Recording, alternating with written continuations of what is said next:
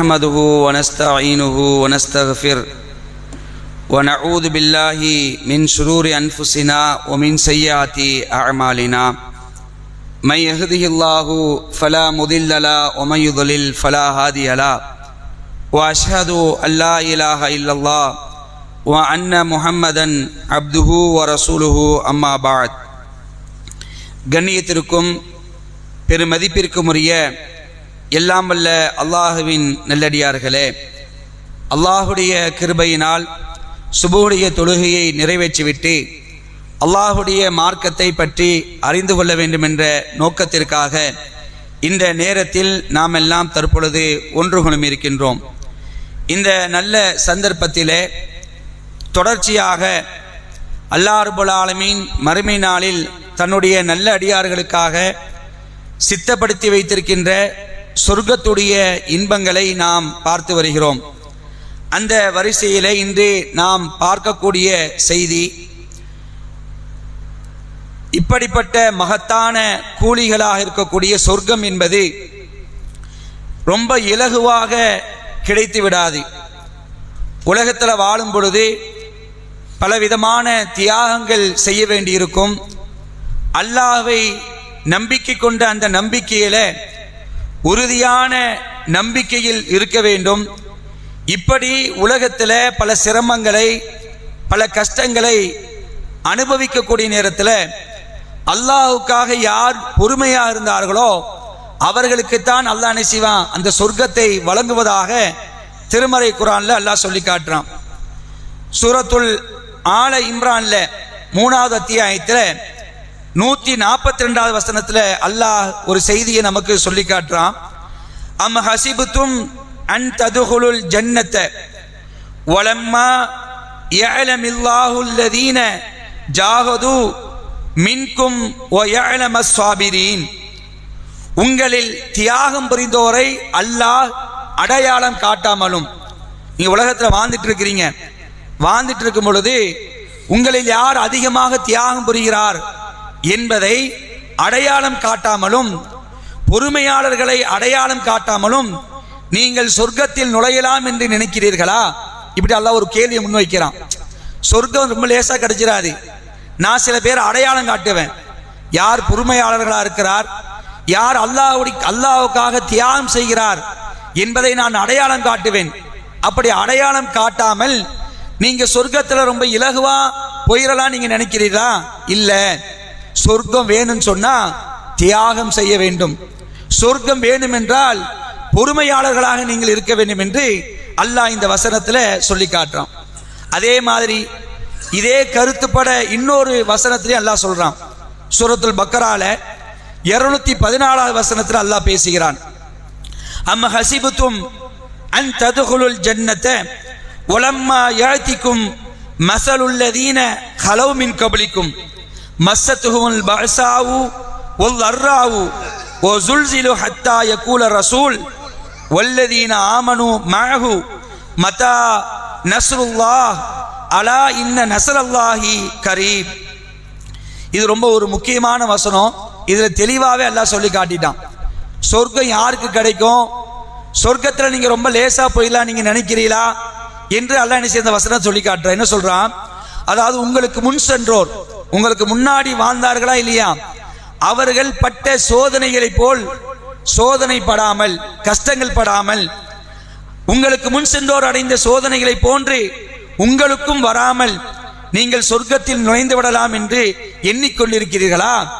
சொர்க்கத்தில் ரொம்ப லேசா போயிடலாம் நீங்க நினைக்கிறீங்களா? இல்ல, என்ன தெரியுமா நடக்கும்? சொர்க்கம் உங்களுக்கு கிடைக்க வேண்டும் என்றால் உங்களுக்கு முன்னால் உள்ளவர்களுக்கு எப்படிப்பட்ட சோதனை அல்லாஹ் கொடுத்தான்? அவர்களுக்கு வறுமையும் நோயும் ஏற்பட்டது. கடுமையான வறுமை, வறுமைனா அப்படிப்பட்ட வறுமை. அதே மாதிரி அவர்களுக்கு நோயும் ஏற்பட்டது. எந்த அளவுக்கு? இறை தூதரும் அந்த இறை தூதரோடு இருந்த மக்களும் இறை நம்பிக்கை கொண்டோரும் மத்தா நஸ்ருல்லாஹ், அல்லாஹ்வுடைய உதவி எப்பொழுது வரும் என்று கூறும் அளவுக்கு அவர்கள் உழுக்கப்பட்டார்கள். நல்லா சொல்லி காட்டான். உழுக்கிற சாதாரண உழுக்கு இல்ல, அல்லாஹ்வுடைய உதவி எப்பொழுது வரும் என்று சொல்லக்கூடிய அளவுக்கு அவர்கள் உழுக்கப்பட்டார்கள். அறிந்து கொள்ளுங்கள், அல்லாஹ்வின் உதவி அருகில் இருக்கிறது என்று அல்லாஹ் நினைச்சான் இந்த வசனத்தை சொல்லி காட்டுறான். மேற்சொன்ன 2 வசனத்தில் என்ன விளங்குது? சொர்க்கம் ரொம்ப லேசா கிடைக்காது. உலகத்தில் வாழும் பொழுது நீங்கள் கொண்ட ஈமான்ல, நீங்கள் கொண்ட அந்த நம்பிக்கையில உறுதியாக இருக்கிறீர்களா? உங்களுக்கு சோதனைகள் ஏற்படக்கூடிய நேரத்தில் மனம் தளராமல் பொறுமையாக இருக்கிறீர்களா? இப்படிப்பட்ட தியாகிகளையும் இப்படிப்பட்ட பொறுமையாளர்களையும் நான் அடையாளம் காட்டுவேன். அப்படி அடையாளம் காட்டாமல் நீங்கள் சொர்க்கத்தில் ரொம்ப லேசா போயிடலாம் நினைக்காதீங்கன்னு நல்லா சொல்லி காட்டுறோம். அன்புக்குரிய சகோதரர்களே, நேற்றைய தினம் ஒரு செய்தியை நம்ம பார்த்தோம். ரசூலுல்லாஹ் சொன்ன செய்தி, அதாவது உயர்ந்த சொர்க்கத்தில் சில பேர் உயர்ந்த மாளிகையில் இருப்பார்கள், சிறப்பு அறைகள் கொண்ட அந்த சிறப்பான சொர்க்கத்தில் இருப்பாங்க.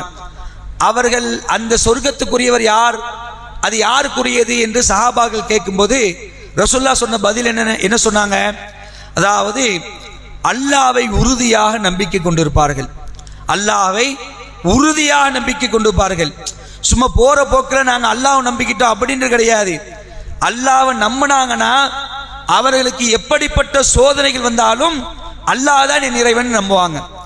அவருடைய பிரியமானவருடைய உயிரை அல்லாஹ் எடுத்தாலும் என் இறைவன் அல்லாஹ் தான், இதை எடுத்தது அல்லாஹ் தான், ஆனால் என் இறைவன் அல்லாஹ் தான். என்னுடைய வியாபாரத்தில் கடுமையான நெருக்கடி கஷ்டம், ஆனாலும் என் இறைவன் அல்லாஹ் தான். நான் பெத்தெடுத்த என்னுடைய பிள்ளை மூத்தாயிட்டான், என் இறைவன் அல்லாஹ் தான்.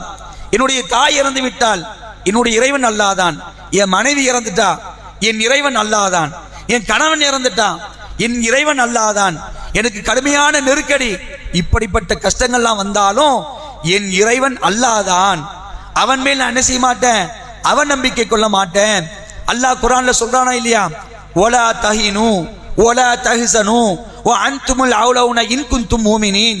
தளர்ந்து விடாதீர்கள், கவலைப்படாதீர்கள், உறுதியான நம்பிக்கையோடு நீங்கள் இருந்தால் நீங்கள் தான் உயர்ந்தவர்கள் நல்லா சொல்றானா இல்லையா? இது போன்ற சந்தர்ப்பங்களில் நாம் உறுதியா இருக்கணும். அதைத்தான் ரசூலுல்லாஹ் சொன்னாங்க. யாரெல்லாம் அல்லாஹ்வை நம்பிக்கை கொண்ட அந்த விஷயத்துல உறுதியோடு இருந்தார்களோ அவர்கள், அடுத்த ரசூலுல்லாஹ் சொன்னாங்க, இறை தூதர்களை உண்மையாளர்கள் என்று சொன்னவர்கள், இறை தூதர்களை உண்மையாளர்கள் என்று சொன்னவர்கள் அவர்களுக்குத்தான் இந்த பிரம்மாண்டமான மாளிகைகள் கிடைக்கும் ரசூலுல்லாஹ் சொன்னாங்க. அன்புக்குரியவர்களே, குர்ஆன்ல ஒரு வரலாறு அல்லாஹ் சொல்லி காட்டுறான். என்ன வரலாறு? அதாவது நீங்கள் உண்மையான மூமின்களாக இருந்தால், நீ மூமினா இருக்கிறியா, நீ என்னை நம்பிக்கை கொண்டிருக்கிறியா, உனக்கு ஒருத்தரை நான் முன்னுதாரணமா கூறுறேன், அவங்கள பாருன்னு அல்லாஹ் சொல்லி காட்டுறான். யார் அவங்க? ஆம்பளையா? ஆம்பளை இல்லை, ஒரு பெண் அல்லாஹ் சொல்லி காட்டுறான்.